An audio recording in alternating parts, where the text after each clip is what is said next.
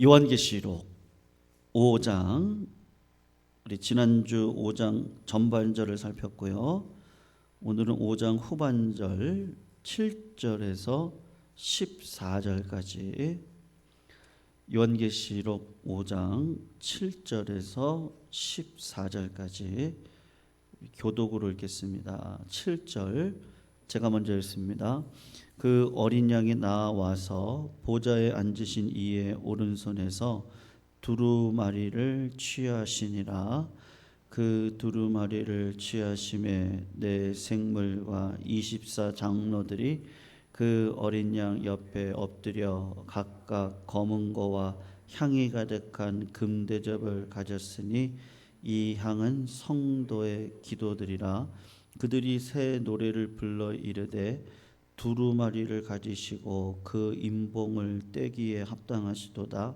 일찍이 죽임을 당하사 각 족속과 방언과 백성과 나라 가운데에서 사람들을 피로 사서 하나님께 드리시고 그들로 우리 하나님 앞에서 나라와 제사장들을 삼으셨으니 그들이 땅에서 왕노릇하리로다 하더라. 내가 또 보고 들음에 보좌와 생물들과 장로들을 둘러선 많은 천사의 음성이 있으니 그 수가 만만이요 천천이라. 큰 음성으로 이르되 죽임을 당하신 어린 양은 능력과 부와 지혜와 힘과 존귀와 영광과 찬송을 받으시기에 합당하도다 하더라. 내가 또 들으니 하늘 위에와 땅 위에와 땅 아래와 바다 위에와 또 그 가운데 모든 피조물이 이르되 보좌에 앉으신 이와 어린 양에게 찬송과 존귀와 영광과 권능을 세세토록 돌릴지어다 하니 내 생물이 이르되 아멘 하고 장로들은 엎드려 경배하더라. 아멘. 잠깐 지금까지 요한계시록의 상황을 조금 살펴보실 필요가 있는데요. 요한계시록은 예수 그리스도의 계시라고 말씀을 드렸습니다. 굉장히 중요한 거거든요. 1장 1절에 보면 요한계시록은 예수 그리스도의 계시다 그렇게 이야기를 하면서 2장 3장에 걸쳐서 그 7 교회를 향한 하나님의 그 편지, 때로는 징계를, 때로는 칭찬의 내용을 담은 서신을 보내는 장면을 살펴보았습니다. 7 교회는 완전한 교회는 없었습니다. 어떤 교회는 고난이 있었고요. 또 어떤 교회는 부요함이 있었고, 또 어떤 교회는 이세벨을 쫓아가는 그런 믿음 없는 모습도 있었고, 어떤 교회는 작은 능력을 가지고도 큰 일을 행했는 교회였음에도 불구하고 여전히 물질의 어려움이 있었던 교회들도 있었단 말이죠. 그러니까 7 교회들을 하나님께서 위로하기 위해서 4장에서부터는 하늘문이 쫙 열립니다. 그리고 어떤 일이 있었는지 혹시 기억을 하세요? 그곳에 온 세상을 다스리는 이렇게 보좌 하나가 이렇게 크게 있었고, 그리고 그 보좌에 앉으신 하나님이 계셨습니다. 그리고 그 보좌 아래를 보면 네 생물이 있었다 그랬잖아요. 요거는 에스겔을 보시면 네 생물은 천사를 가리킨다는 것이었고요. 그리고 24 장로들이 보좌 양편으로 이렇게 12명씩 아마 그렇게 앉아 있었을 것입니다. 그러니까 4장은 하나님이 보좌에 앉으셔서 여러분들이 고난과 환난 가운데 있지만 누가 이 땅을 지켜가신다는 거예요? 하나님이 지켜가신다는 것을 보여주시는 것이죠. 근데 5장이 열리면서 어떻게 되었습니까? 보좌가 중심이었는데 그 보좌의 한 부분이 클로즈업 되어지는데 보좌에 앉으신 이의 하나님이겠죠. 오른손에 들려진 책이 있었어요. 그 책이 안팎으로 빽빽하게 써놓은 7인을 쳐놓은 그 책이 클로즈업 되면서 그 책의 인을 떼기에 합당하신 분이 누구냐. 여러분 지난 수요일날 우리가 살폈죠. 사도 요한이 엉엉 울었습니다. 왜냐하면 이 인을 뗄 만한 사람이 이 땅 가운데는 없단 말이죠.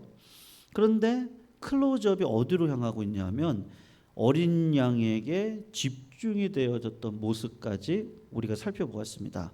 그리고 오늘은 무엇입니까? 오늘은 모든 하늘 보좌의 가장 중심에 계시는 보좌에 앉으신 곁에 그 하나님 곁에 계시는 어린 양 되신 예수를 향해서 뭐가 지금 펼쳐지고 있냐면요, 노래와 찬양과 예배가 드려지고 있는 그 형국을 우리가 보게 됩니다.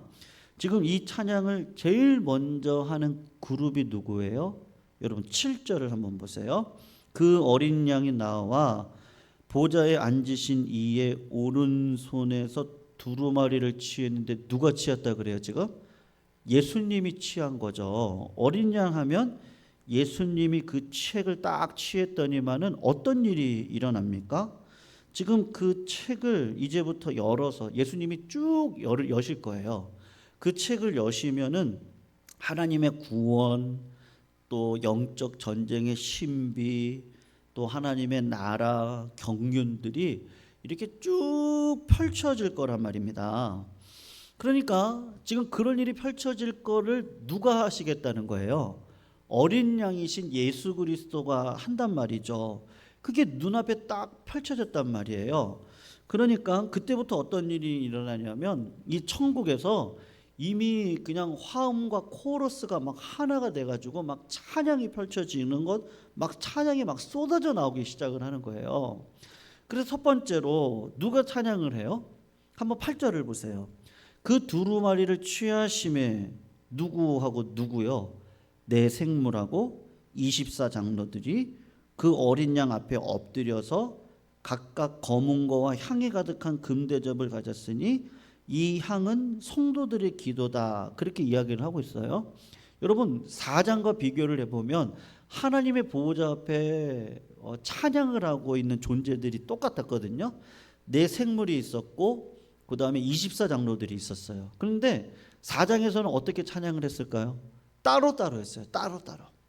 내 생물이 따로 찬양을 하고 24장로들이 따로 찬양을 했단 말입니다.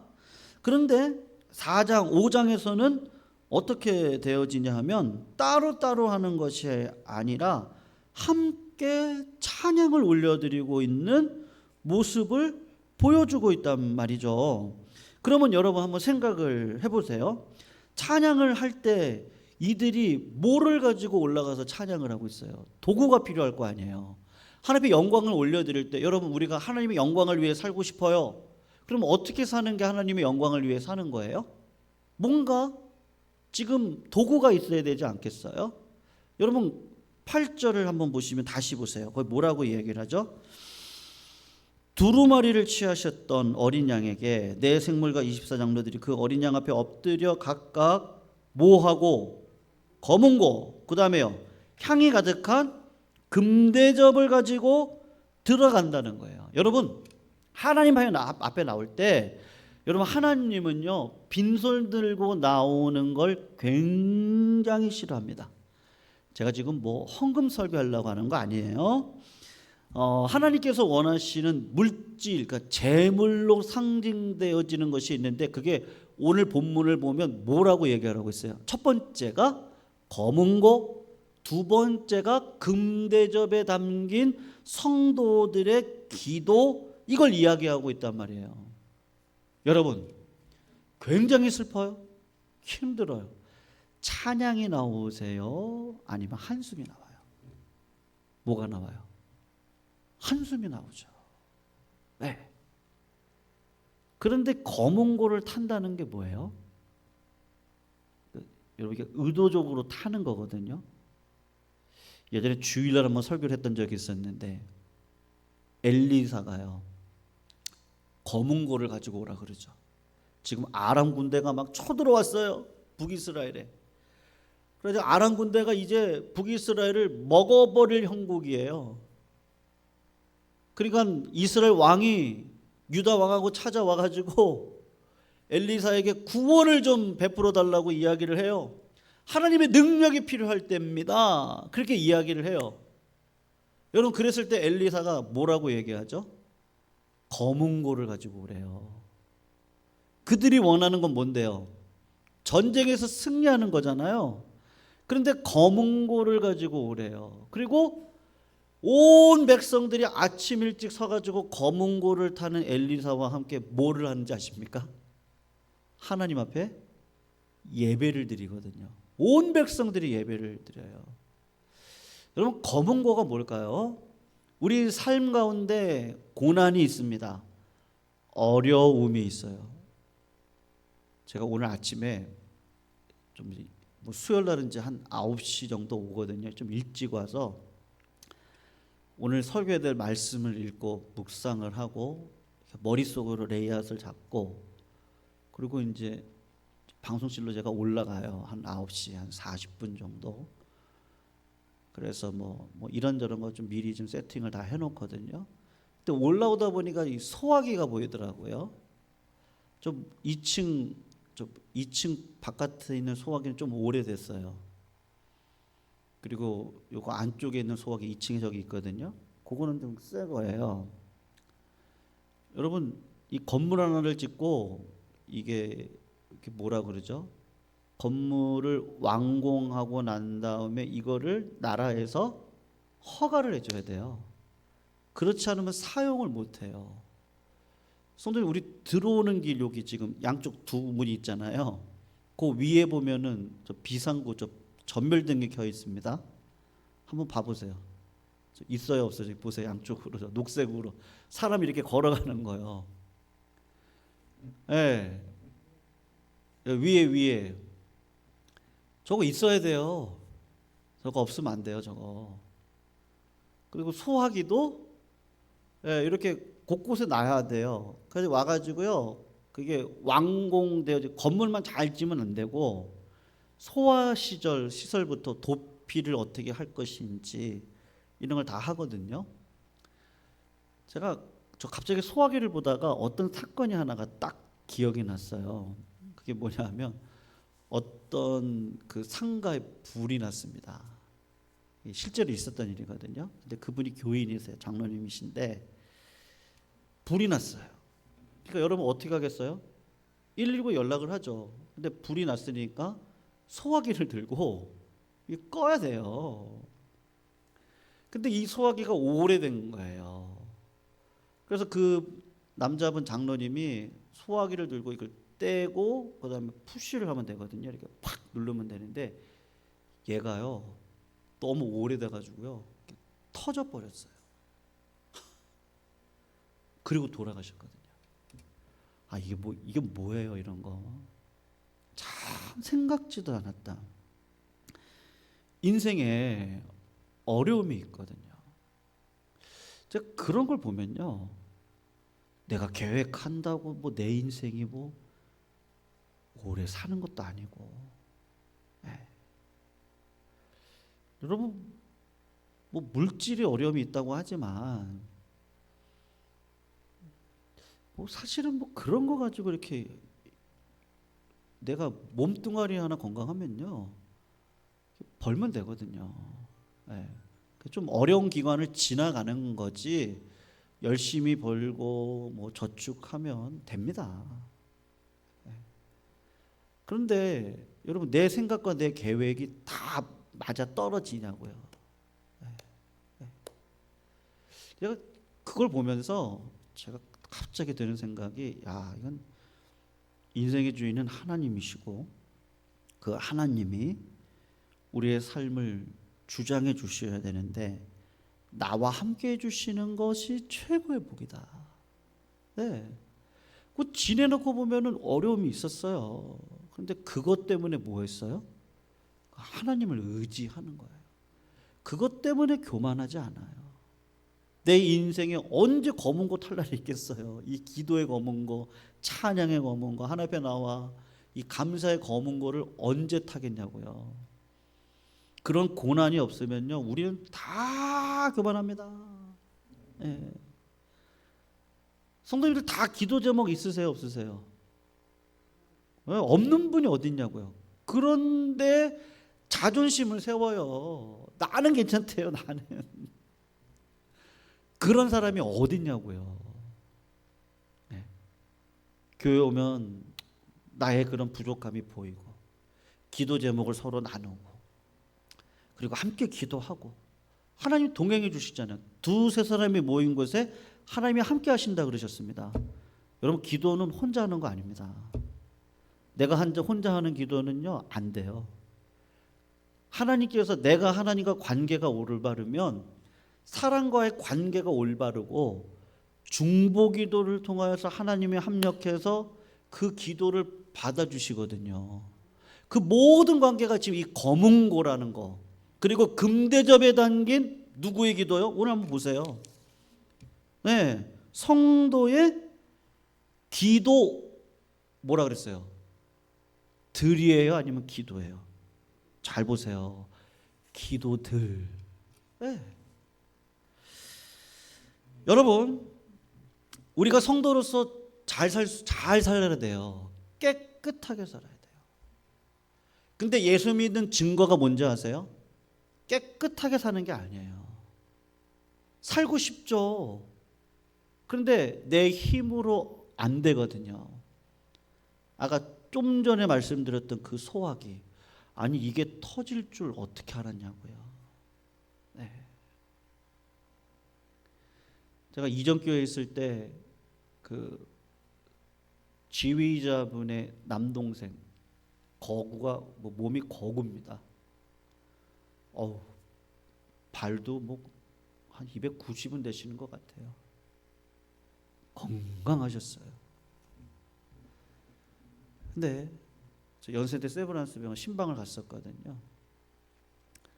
그 지휘자분이 부탁을 하셔서 내 남동생이 아직은 젊은데 암에 걸려서 이제 죽을 날이 얼마 안 남았다는 거예요.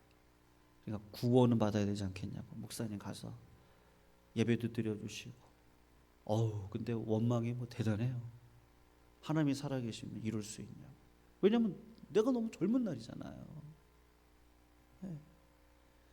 제가 볼 때는 굉장히 건강하신 분이거든요.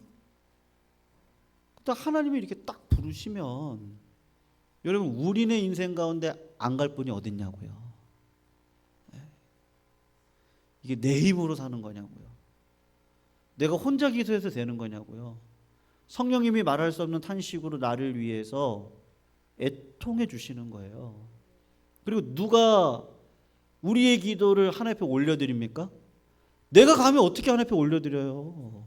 예수 그리스도께서 옆에서 어린 양 되신 예수 그리스도가 이 인을 떼시면서 우리의 기도를 받아서 거문고의 감사의 향을 받아서 하나님 앞에 올려드리는 거란 말이에요. 똑같은 방식으로 성도와 성도의 기도의 그 합력된 하나 안에서 하나님께서 이 모든 역사들을 이루어 간단 말입니다. 그러니 여러분 예수 믿고 하나님께서 첫 번째로 우리들에게 요구하는 것 예수 믿고 성령 받으면 첫 번째로 믿음의 백성들이 하고 있는 행위가 뭔지 아십니까? 기도예요. 네. 굉장히 중요한 겁니다. 바리새인들 생각해 보세요. 하나님 앞에 복을 받았어요. 근데 그들은 기도를 하거든요. 어떻게 기도해요? 하나님 감사합니다. 저기 세리나 저 창녀들처럼 내가 저런 저주받는 인생 살지 않고 이렇게 살게 하신 것을 감사합니다. 여러분 기도가 지금 어떻게 되고 있는 거예요? 가식적이 되어버렸어요. 네. 우리가 그런 기도도 할 수 있거든요. 그러니까 주님이 중언부언하지 말라고 이야기를 해요. 성도님들 이 땅을 내 생각과 내 계획으로 살아 우리 다 봤잖아요. 여러분 깨끗하게 살고자 노력하지 않은 분들이 어디 계시냐고요. 때로는 양심의 가책도 있고 때로는 힘들고 어려운 상황 가운데 하나님을 의지했죠. 그리고 열심히 살려고 노력했어요. 그런데 여러분 내 힘으로 죄를 이길 수 있나요? 내 힘으로 이길 수 있나요? 내 힘으로 이길 수 있는 건 없어요. 여러분 내 힘으로 이겼으면 성도님들 지금 부활하셔야 됩니다. 내 힘으로 이겼으면 어떻게 돼요? 지금 천국 백성으로 살아가셔야 되는 거예요. 근데 지금 여러분들 어떠세요? 뭐 시간이 지나가면요, 나이를 이길 수 있는 사람이 없고 육신의 고장이 안 나는 사람이 없고 다 고쳐 쓰셔야 되는 것이고, 네, 내가 젊은 시절에 했던 꿈을 이제는 그것을 이뤄갈 수 없는 시절로 지나갈 수도 있는 것이고요. 어린 날에는 철이 없어서요, 나이가 들어서는 힘이 없어서요. 네. 시간이 없는 거죠. 인생이라고 하는 것이 굉장히 복잡, 오묘, 달콤, 쌉싸름하고, 이걸 뭐라고 설명해야 돼요? 내 힘으로 안 되거든요. 그러니까 여러분, 믿음의 사람은 반드시 뭐를 하고 있습니까? 예, 하나님께서 요구하시는 게 뭐예요? 기도를 요구하시는 것이거든요. 그러니까 오늘 이걸 지금 보여주고 있는 거예요. 이제 어린 양이 이 땅에서 예수 그리스도께서는 작정하셨어요. 하나님이 무슨 말씀을 하시든지 이 땅 가운데 악인에게는 예수 그리스도가 오면은 심판으로 드러날 거예요. 의인에게는 예수 그리스도가 나에게 찾아오면은 복된 인생으로 살아가도록 나를 이끌어 가실 거란 말이에요. 그것을 이제 행하시겠다고 말씀하시는데, 그런데 지금 어떻게 하고 있는 거예요? 금대접을 담아서 이 24장로들과 함께 이 땅에 있는 모든 성도님들이 하나님 앞에 기도를 올려드리고 있는 거예요. 여러분, 그러니까 여러분, 우리의 기도가 떨어지는 법이 있습니까? 없습니다.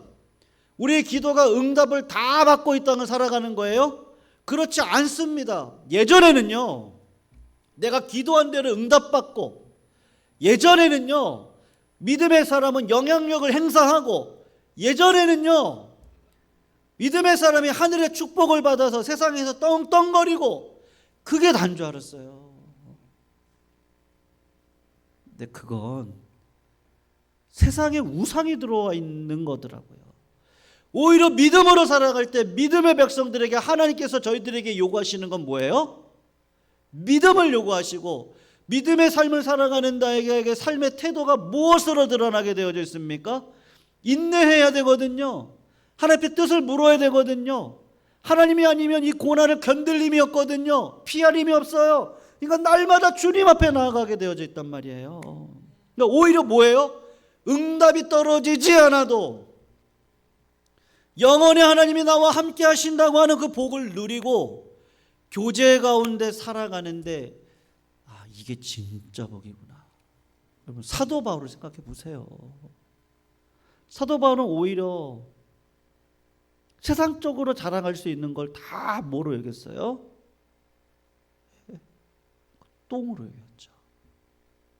그리고 성령의 인도하심을 따라서 오히려 떵떵거리고 살 수 있는데, 자발적인 희생의 자리에 들어가 나는 달려갈 길을 마치고 선한 싸움을 싸웠습니다.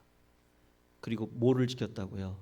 믿음을 지켰으니 이제 나에게는 의의 면류관이 예비되어져 있다. 그렇게 이야기를 하는 거예요. 그러니까 여러분, 우리 기도가 땅에 떨어지는 법은 하나도 없습니다. 믿으시기를 축원합니다. 그리고 내가 기도하는 것 하나님이 다 합력해서 선을 이루어 가실 줄 믿습니다. 이게 얼마나 귀한지. 어디 그릇 생겼다고요? 금그릇에. 너무 귀한 거예요. 성도님들의 기도가 너무 귀한 거예요. 그리고 중요한 거 하나가 있거든요, 여러분. 우리가 절대로 낙심함이 없이 주님의 신실함을 붙들고 응답이 없기 때문에 실망하는 것이 아니라, 오히려 그분의 신실함을 의지하고 기도의 자리로 나아갈 때, 여러분, 그때 펼쳐지는 일이 뭔지 아십니까? 구절을 한번 보시면요, 찬양을 하는데요, 그 찬양을 하는 특징이 드러나고 있어요. 그들이 무슨 노래를 부르는 거예요? 네, 이게 중요해요. 새 노래를 부른다는 거예요. 여러분, 이 새 노래가 무슨 노래일까요? 묵혀진 노래, 오랫동안 반복된 노래가 아니라 뭐 신곡을 부른다, 뭐 새로운 곡을 부른다, 뭐 5년 전에 불렀던 거 몇 달 전에 불렀던 거 이런 거 말고 새로 작곡해서 부르는 찬양 요런 걸 얘기하는 것이 아니고요. 여러분, 이 새 노래가 뭔지를 알려면 성도님들 24장로와 내 생물들이 어떤 새 노래를 부릅니까? 4장에 보면 누구에게 찬양을 올려드렸어요? 대상이 누구였어요? 4장은요 하나님이셨어요. 근데 5장에 와서는 누구에게 올려드리는 거예요? 대상이 어린 양이신 예수 그리스도에게 올려드리는 것이 새 노래구나. 우린 이렇게 지금 판단할 수 있어요. 그리고 그 새 노래의 내용이 달라요. 4장에서 드렸던 모든 찬양은 전부 창조주 하나님에 대한 감격이에요. 그러니까 뭐 영원 전부터 계셨고 지금도 계시고 앞으로도 오시고 모든 만물을 다스리시고 모든 만물이 하나님을 위하여 그 하나님의 광대하심을 찬양했거든요. 근데 5장에 나오는 찬양의 내용은 달라요. 그게 뭐냐면 전부 어린 양의 죽으심과 그 죽으심에 대한 결과에 대한 찬양이란 말이에요. 그러니까 여러분들 성도들이 불러야 될 새 찬양의 핵심의 대상은 누구를 가리키는 거예요? 중요한 거예요. 하나님에서부터 누구로 옮겨가는 거예요? 예수님으로 옮겨가는 거란 말입니다. 여러분, 하나님께 은혜 안 받은 사람이 어디 있어요? 성도님 생각해 보세요. 응답 안 받은 사람 어디 있어요? 네. 여러분, 암덩어리가 떠나가면 갑자기 어떤 생각이 드는지 아세요? 오늘 민부전 일사님 남편분 오늘 6차 항암 치료 받으시러 지금 아까 오전에 일찍 가셨는데 지금 굉장히 많이 괜찮으셨어요. 네. 줄어들었다니까요. 그러니까 의사가 갸우뚱하는 거예요. 네. 그래서 그 약을 뺐어요. 그 센 약들을 빼버렸어요. 이제 뭐 물론 이제 괜찮아질 때 조심해야 됩니다. 네, 저도 이제 많은 분들이 뵙기 때문에 괜찮을 때 조심하고 잘 관리하셔야 이게 이제 5, 6년이 지나서 완쾌가 되더라고요. 그런데 괜찮아질 때쯤 나 오늘 교회 안 가면 안 될까? 이럴 수도 있다니까요. 네, 이게 하나님이 고쳐준 게 아니고 이게 당신 지금 하나님이 지금 구원의 역사를 일으켜가는데 여기서 하나님 떠나면 안 돼. 여러분 은혜 안 받은 사람이 어디 있어요? 복 안 받으신 분 계세요? 다 복 받으셨어요. 믿으시죠? 다 복 받으셨다니까요. 하나님의 은혜 안에 거하고 하나님의 은혜를 경험하고 하나님의 은혜를 통하여서 우리의 인생 가운데 위험하고 어렵고 난관이고 정말로 힘들고 가난했던 일들을 뛰어넘지 않는 사람이 어디 있냐고요. 다 그런 축복을 누렸어요. 근데 그게 다가 아니라니까요. 성도님들 하나님이 보입니까 안 보입니까? 보인다는 사람은 이단입니다. 안 보입니다. 근데 하나님은 예수 그리스도를 완전한 하나님이자 완전한 인간으로 이 땅 가운데 내려주셔서 역사 속에 2000년 전에 십자가 달려 돌아가게 하시고 부활 승천하셔서 하늘에 새 옷 입고 수천의 제자들에게 보이셨고 승천한 두 눈으로 목도했다니까요. 예수 그리스도가 보였다니까요. 그러니까 여러분 우리 신앙이 하나님께서 나에게 베풀어 주신 은혜 안에만 머무시면 안 되는 거예요. 요한계시록은 그걸 뭐라고 설명하죠? 태초에 말씀이 계시니라. 그 말씀이 하나님과 함께 가셨으니 그 말씀이 하나님이십니다. 그 말씀이 육신을 입고 우리 가운데 거하심에 그분이 예수 그리스도이십니다. 그러면서 사도 요한에게 뭐냐면 은혜 위에 은혜입니다. 하나님의 은혜 안에만 거하면 어떻게 돼요? 바리새인처럼 된다니까요. 교만해져요. 사람을 판단해요. 나는 복을 받고 너는 복 못 받는 자로 자꾸 생각을 해요. 나는 믿음이 있고 너는 믿음이 없으니까 그렇지. 아니라니까요. 하나님이 주신 그 믿음을 가지고 부요한 인생을 살아가도록 두세 사람이 모여서 예수 그리스도의 이름을 부를 수 있도록 믿지 않는 자들에게 복음의 증거를 선포하고 그들이 예수 믿는 자로 기독해 하며 그들과 함께 기도할 때 그 자리에 누가 계신다고요? 예수님이 계신다니까요. 그러려면 우리가 날마다 누구를 바라보고 살아가야 돼요? 하나님이 원하시는 건 예수님 바라보라고 얘기하신다니까요. 그 예수를 바라보고 예수가 왔어요. 근데 바리새인들은 어떻게 해요? 그 예수를 죽이는 자리로 들어가요. 왜요? 내가 가지고 있는 이 모든 걸 흔들어 버리거든요. 그 사람들이 원하는 나라는 세상 나라예요. 근데 예수가 이 땅에 오셔서 원하는 나라는 어떤 나라예요? 하나님 나라예요. 하나님 왜 이런 은혜를 주셨어요? 흘려보내라고. 복음의 삶을 살라고. 그 하나님의 나라를 선포하라고. 그 나라의 의를 구하면서 이 땅을 살아가라고. 근데 너 힘으로 안 된다. 하나님 안 보이거든요. 그러니까 이 땅 가운데 누구를 보내주신 거예요? 예수 그리스도를 보내주시고 날마다 예수 그리스도를 바라보면 어떤 마음이 오는지 아십니까? 내 마음이 새로워져요. 그 보혈의 공로를 의지하고 기도를 하는데 날마다 새 힘을 주세요.